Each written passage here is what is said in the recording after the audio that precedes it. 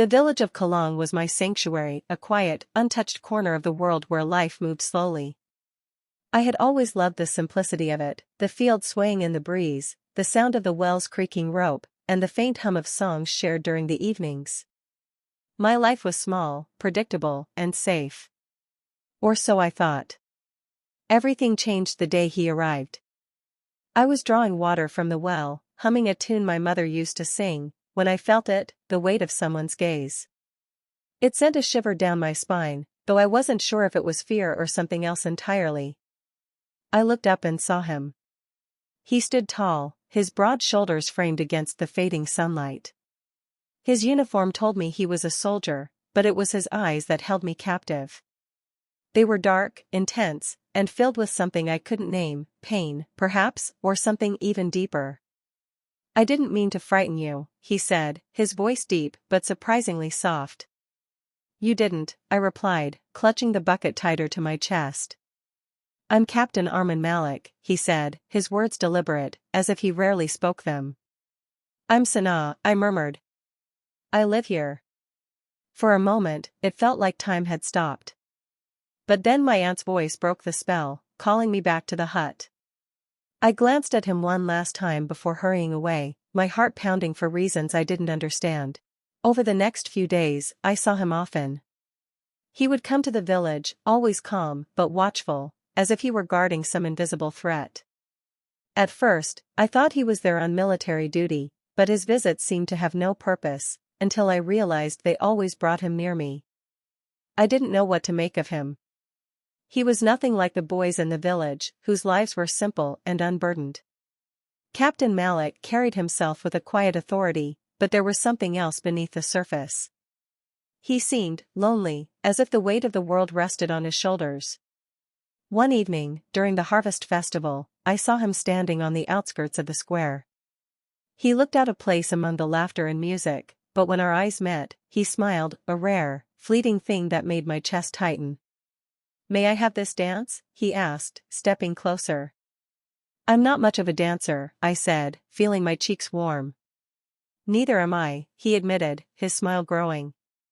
I hesitated, but then I placed my hand in his. His touch was firm yet gentle, and as we moved to the music, I felt a strange sense of safety. For the first time in my life, I let myself forget the shadows that followed me. But the moment didn't last. A sudden crash tore through the air, followed by screams. My heart stopped as armed men stormed into the square, their faces hidden behind scarves. "There she is," one of them shouted, pointing at me.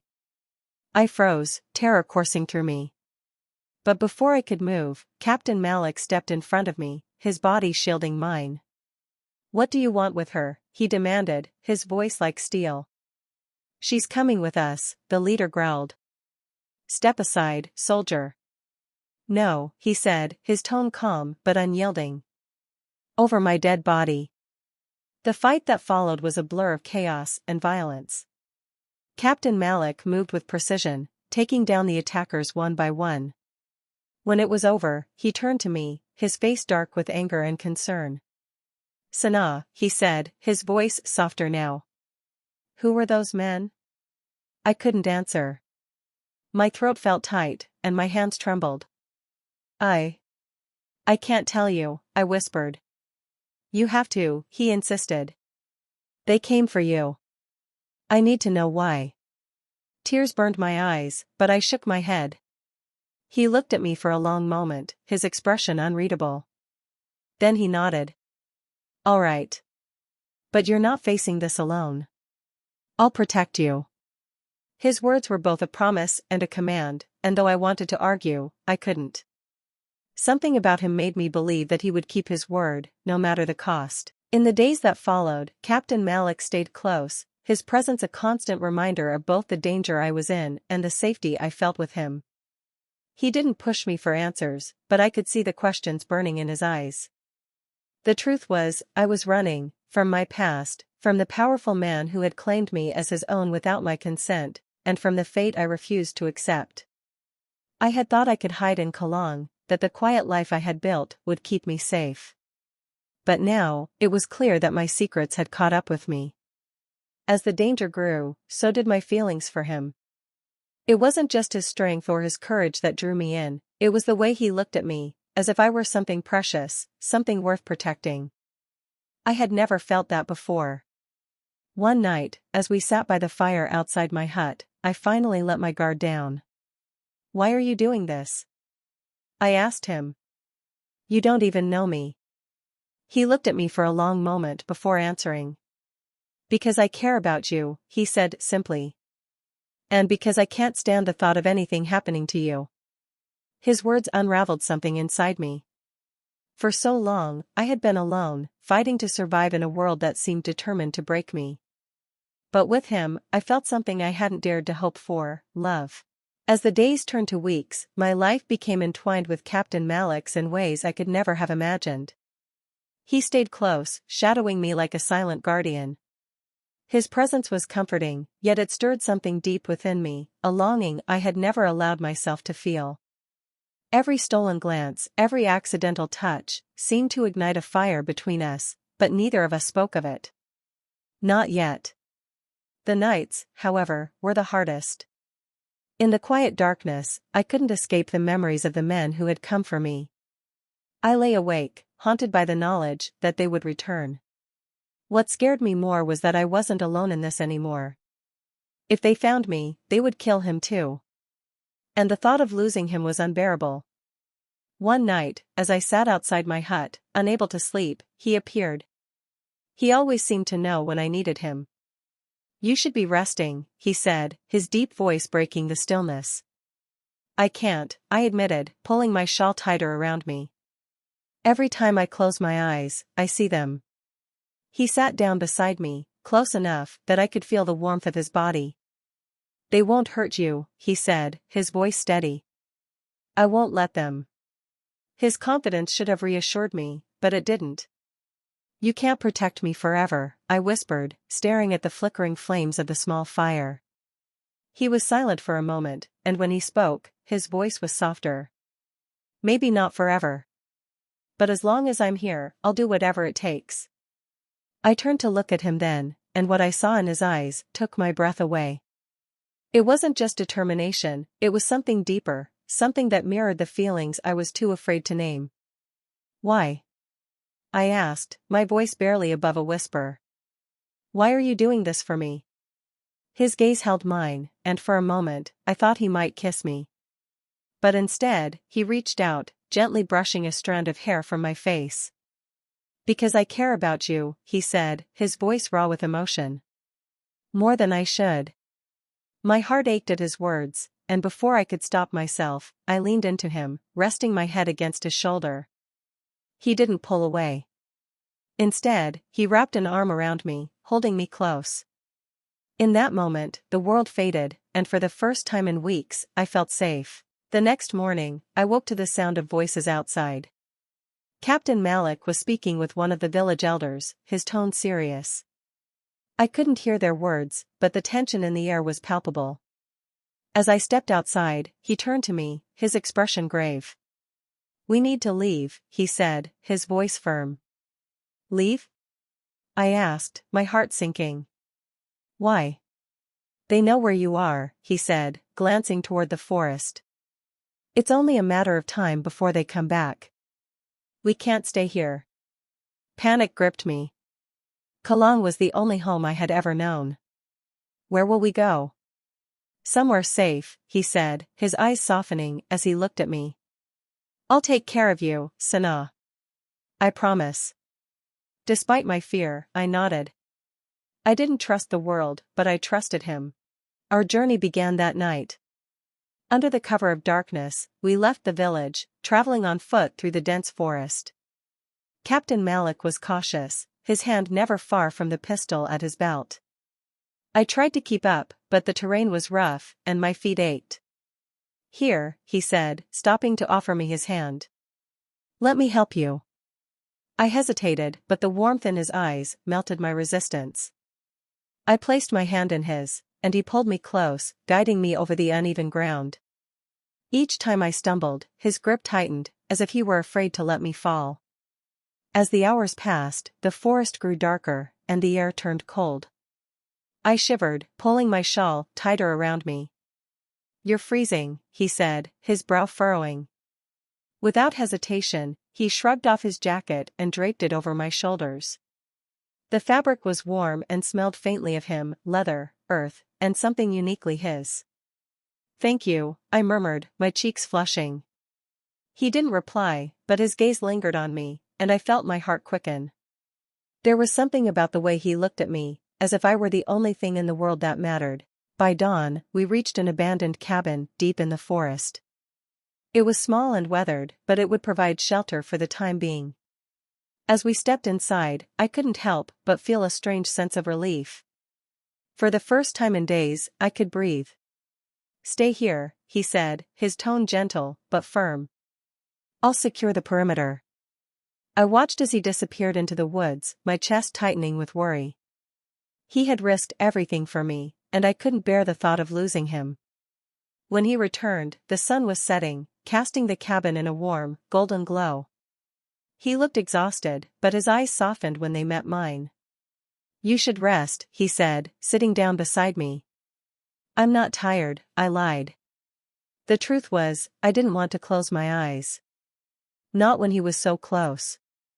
We sat in silence for a while, the fire crackling softly between us. Then, without thinking, I reached out and placed my hand over his. He stiffened, surprised, but he didn't pull away. "Arman," I said, my voice barely above a whisper. "Thank you. For everything." He looked at me then, his dark eyes filled with something I couldn't quite name.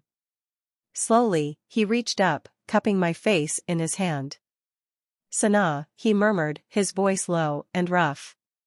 "You don't have to thank me. I'd do anything for you." Before I could reply, he leaned in, his lips brushing mine in a kiss that was both tender and consuming. Time seemed to stop as I melted into him, the world falling away until there was nothing but us. In his arms, I found a strength I didn't know I had. And in his kiss, I found a love that burned brighter than the darkness around us. The kiss lingered, stealing my breath and scattering my thoughts. When he pulled back, his forehead rested lightly against mine, and I could feel his heartbeat racing as fast as my own. "Sana," he whispered, his voice trembling slightly. I shouldn't have." I silenced him, placing my fingers gently over his lips. "Don't apologize," I said, my own voice steadier than I expected. "I wanted this too." He stared at me for a moment, his dark eyes searching mine, before he pulled me back into his arms. In that instant, everything I'd feared, the men hunting me, the uncertainty of tomorrow, melted away. All that mattered was him. But reality came crashing back the next morning. I woke to the sound of distant voices, sharp and angry, carried by the wind. My heart jumped, and I turned to Arman, who was already alert, his hand on his pistol. "They've found us," he said grimly, moving to the window. My stomach churned as I joined him, peeking out through the cracks in the cabin wall. Shadows moved among the trees, at least 6 men, armed and searching. "What do we do?" I whispered, my voice barely audible over the pounding of my heart. He turned to me, his jaw set. "We run." "No," I said, grabbing his arm. "We can't outrun them, not in the forest." "I'm not letting them take you," he said fiercely, his hands gripping my shoulders. "Do you understand? No matter what happens, I'll protect you." Tears stung my eyes, but I nodded. "I trust you." Night fell quickly, the forest swallowing the light. We found shelter in a shallow cave near the riverbank, the sound of running water masking our whispers. "They'll keep searching," Arman said, sitting close to me. "But they won't find us tonight." I shivered, the cold air biting through my shawl. He noticed and pulled me closer, wrapping his jacket around both of us. "I'm sorry," I said softly, "for dragging you into this." He tilted my chin up, forcing me to meet his gaze. "Don't you dare apologize," he said, his voice firm but tender. "I'd do it all over again if it meant keeping you safe." His words made my chest tighten, and I couldn't hold back the tears anymore. "You've risked so much for me," I said, my voice breaking. "Why?" He hesitated, his hand brushing a stray tear from my cheek. Because I love you, he admitted, the words soft but filled with conviction. I've loved you since the first moment I saw you by that well. And I'll keep loving you, no matter what. The intensity of his confession left me breathless. I cupped his face in my hands, my own emotions spilling over. I love you too, I said, my voice trembling. More than I ever thought possible. Our lips met again, this time with a desperate, fiery passion. It wasn't just a kiss, it was a promise, a bond forged in the fire of danger and love. The days that followed the battle with the men who had been tracking us felt like an endless blur. We kept moving, never staying in one place for long, staying in small villages, abandoned homes, or hidden caves. The landscape outside our sanctuary seemed more hostile than ever. Yet, with each passing moment, Arman's presence gave me strength, and the bond between us grew stronger. But the questions, the unsettling questions, still lingered in the depths of my mind. Why had they come for me in the first place? Who were they, and what did they want with someone like me, a simple village girl with no ties to anything grander than my humble life? One cold evening, as we rested in a cave nestled deep in the forest, the winds carrying the scent of rain, I couldn't hold back any longer. Arman, I whispered, my voice quiet, almost afraid to speak the words that had haunted me. I need to know why they're after me. What do they want? He looked at me, his expression unreadable for a moment. Then, his gaze softened, and he sighed. I've been waiting for you to ask, he said. I was hoping you wouldn't have to know. I frowned, confusion tightening in my chest. What do you mean? He stood up and began pacing, his hand running through his dark hair in frustration. The fire between us flickered, casting eerie shadows on the stone walls. They came for you because of who you are. Not just who you were, he said, his tone serious and urgent.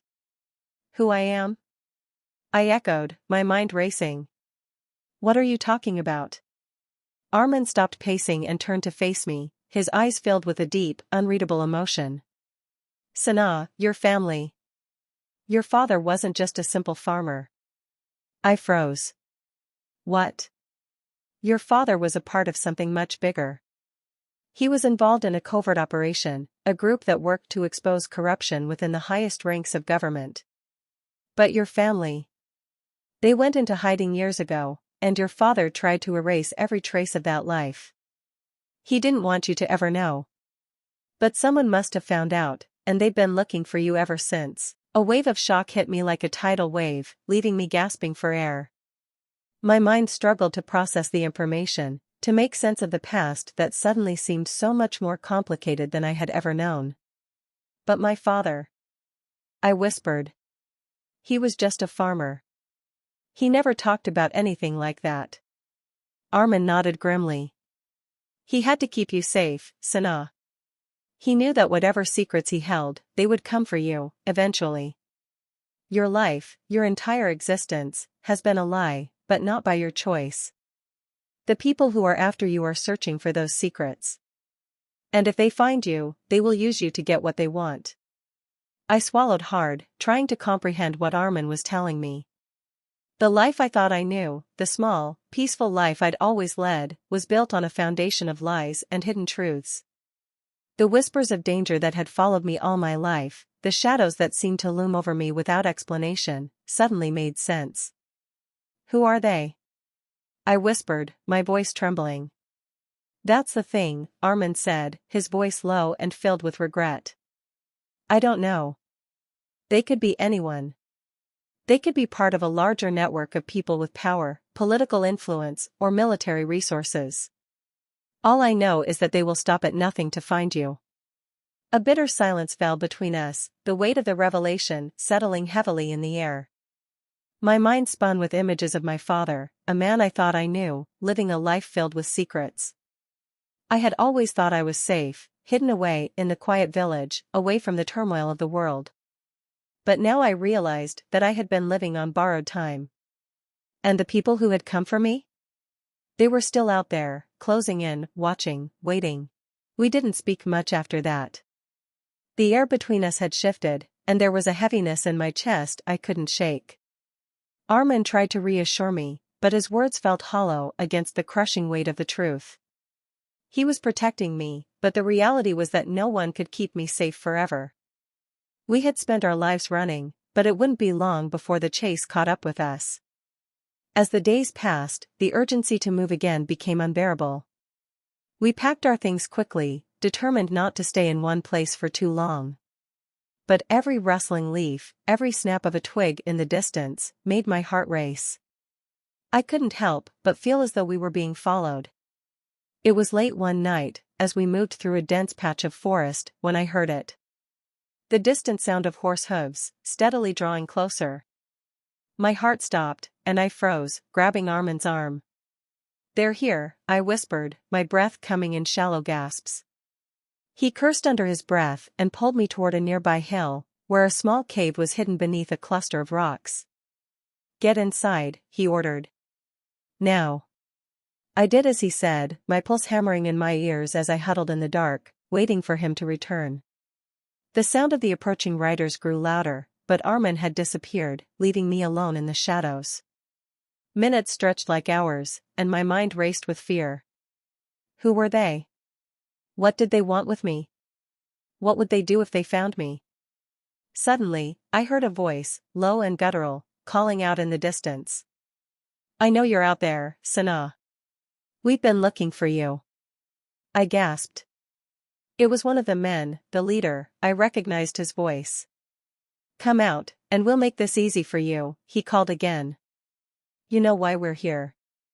I pressed my hand to my mouth to stifle the panic rising in my chest. I had to make a decision. I could run, or I could face them, but I knew that if they caught me, they would use me to get to whatever secrets my father had hidden. But as the sound of the leader's voice grew closer, something changed inside me. A surge of resolve, of strength, replaced the fear. I wasn't running anymore. I wasn't just a victim. I had a part to play in this story, whether I liked it or not. And if I had to face them, I would face them head-on, with everything I had. As I stood there, my heart pounding, I could hear Arman returning. The crackle of leaves underfoot, the rustle of branches as he moved. He wasn't alone. "Arman?" I whispered, stepping forward into the dim light. A figure stepped out of the shadows, another man. I froze.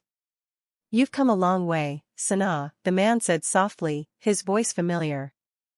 "And you've been running from something you can't outrun. It's time to stop."